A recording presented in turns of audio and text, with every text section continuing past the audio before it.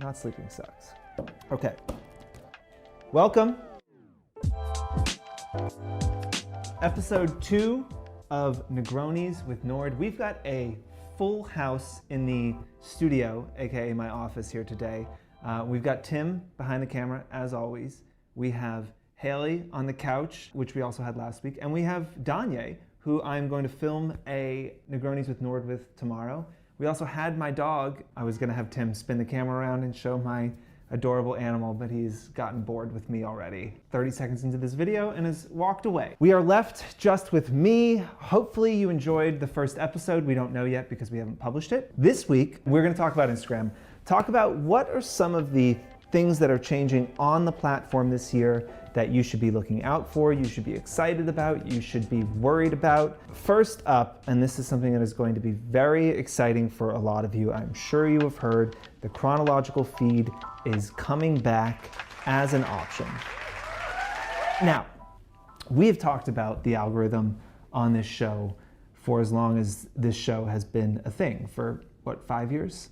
Almost 6. I am not that bothered by the algorithm, honestly. I feel like it's pretty simple. It says, like, who do you engage with? 6 years we've been talking about this algorithm. It has been blamed for every woe in the world. Every post that tanks, every dip in engagement is blamed on the algorithm. And this is going to be a bit of a come to Jesus moment to understand how helpful or hurtful the algorithm actually was. I have always been pro algorithm. I think that there is just too much content out there. Y'all follow more accounts than you probably know. I'd love to have people throw into the comments how many people they follow on Instagram. Let's say you follow 2,000 people, okay? Let's say 50% of them post every day. So that's 1,000 posts a day for you to go through.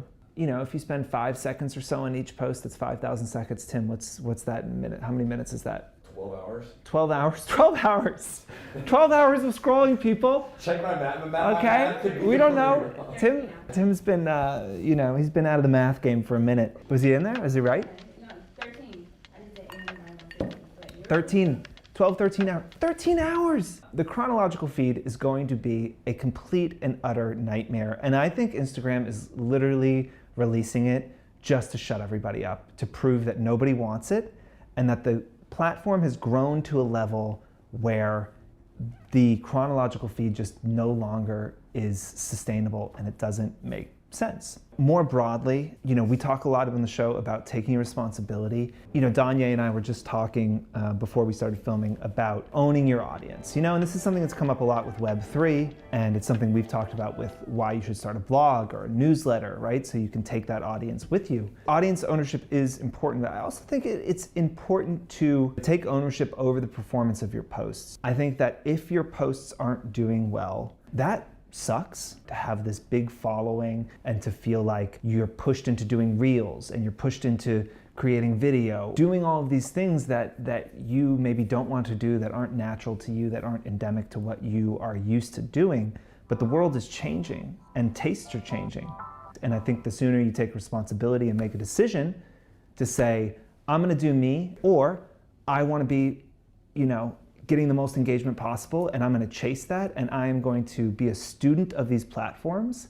I just think you should decide what you want to do, and I think that the sooner you can stop leaning on the algorithm as a boogeyman that is out to get you, the sooner you can start being more intentional about the content you're creating, and hopefully have a healthier relationship with the platform in general that you are spending so much time on. But with the algorithm, we don't have total control over when your photos get served. So focus on creating great content. Next up, affiliate networks. Instagram announced this in June. They were going to start to roll out affiliate networks like everything on Instagram. That rollout is incredibly slow. We're going to see more of this. It's going to be really interesting to see how Like It to Know It and other affiliate providers do when Instagram rolls out the affiliate program. From what I've heard from creators, the back end is a little rough still, but it's easy to use, it pays out higher, and obviously the conversions are higher because it is the one affiliate network where you can have native checkout inside of Instagram. 3 years down the road from now, you will be buying Sephora products through an influencer. You will be buying Best Buy products through a tech review creator. In 2022, Global e-commerce sales, $5.4 trillion. 2022, influencer market size, 30 billion. Okay, which one are you going after? Instagram is interested in e-commerce. Instagram, I think where it currently still has a leg up on TikTok is it's such a commercial platform. People come there to shop, and they are trying to turn Instagram into Amazon essentially, and they want you shopping there. The vast majority of the stuff that you're buying, they want you to buy it in Instagram, and I think that increasingly through an individual, not through a store. That's coming, and I think if you want to be successful on Instagram long term, you have to think about how can I sell products to people. Whereas currently on TikTok, I think you can still be successful thinking like, how can I entertain people or provide education? But like Instagram, they're going after that $5.4 trillion. That's what they want. You know, they've already kind of owned advertising. Instagram does about 60 billion a year on their ads platform. A rounding error when compared to the amount of money that is spent shopping online. And that is and will be their ultimate goal. Last, not least, maybe not last, we'll see. Creator subscriptions, okay? You know, with the rise of Substack and OnlyFans, that they would incorporate it into the platform. I have always believed and supported that creators need alternative revenue streams. Advertising supported media is very lucrative in the short term, very difficult to maintain in the long term as an individual. Advertisers pay you because of your relationship to your audience, which over the long term, decades, cools. People are most into something at the very beginning. And as we talked about earlier, culture shifts. It's hard to be that person for decades, right? And life is long. Your careers are long. Running a Instagram account or a TikTok account for 30 years, keeping your audience engaged, staying at the forefront of culture for 30 years, 40 years, that's how long your careers could be. Like that's really, really hard, right? And so I've always felt like creators need alternative revenue streams. Subscriptions is something that's really exciting, right? Because if you can convert 5% of your audience to a $5 a month subscription, you can make real money. So if you have 500,000 followers, 5%, 25,000 people, $5 a month, it's like $125,000 a year or something, right? Oh, that's $125,000 a month. Right. Sorry, not a year. $125,000 a month. $1.2 million a year. You would never have to do another ad again. It is really hard to build a sizable subscription base off of content that people are getting for free somewhere else. We had, if you followed us for years, we had a platform called Sidecar. It's a little test we built in like 2 weeks to test this exact thing. 5% was our like North Star. This would be amazing if we could get 5% converted. On average, the influencers converted 0.1% of their audience. About the same time that we were running this experiment with Sidecar, Substack launched, and they went after startup venture capital, like people writing business advice. That's done really well, I think, because it is naturally long form and helps you learn, and it's content that's hard to get somewhere else. It's not readily available for free. It's super niche. So if you're a creator who is looking to build a subscription list with this, one, know that it's going to be hard and that you are going to convert less people than you think you will. Have a super clear point of view of why. Your reason for doing it cannot be, this would be a good way to make money.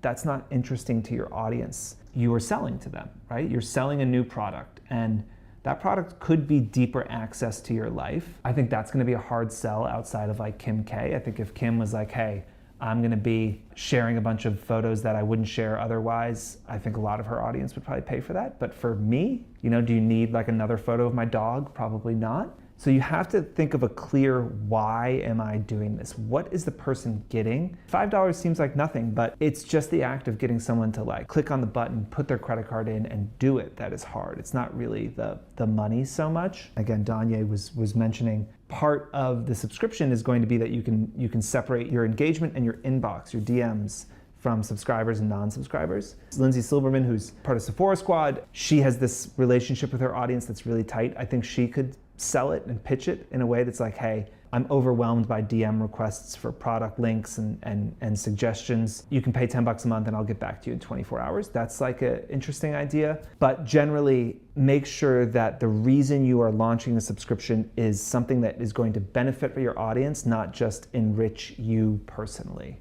Outside of that, what can you expect from Instagram? Lots of TikTok copying. Everything that TikTok does Instagram will probably do 20% worse, unfortunately. That seems to be the way it's going. As always, I would invest in TikTok. If you haven't started a TikTok, what are you doing? You need to start one immediately. Whatever TikTok's doing now, Instagram will be doing 6 months from now, and they will tweak their algorithm to make you also do that, so you might as well get ahead of it. Join us next week. We are going to be talking with Danye, our first guest on Negronis with Nord. As always, drop questions. You can email me, you can DM me, you can DM4, you can put them in the YouTube comments, you can send a pigeon our way, whatever you need. Send us questions and we will answer them. Cheers. I had a big, 2.5 hours of sleep last night, which was sick. No reason, just general anxiety. You take melatonin? I had 4 extra strength ones, which should have knocked me out, but alas. You had 4? Yeah. What's the recommended dosage? 2. But I guess sometimes you start to get immune to it, which is bad. Anyway, can you just go to sleep sober?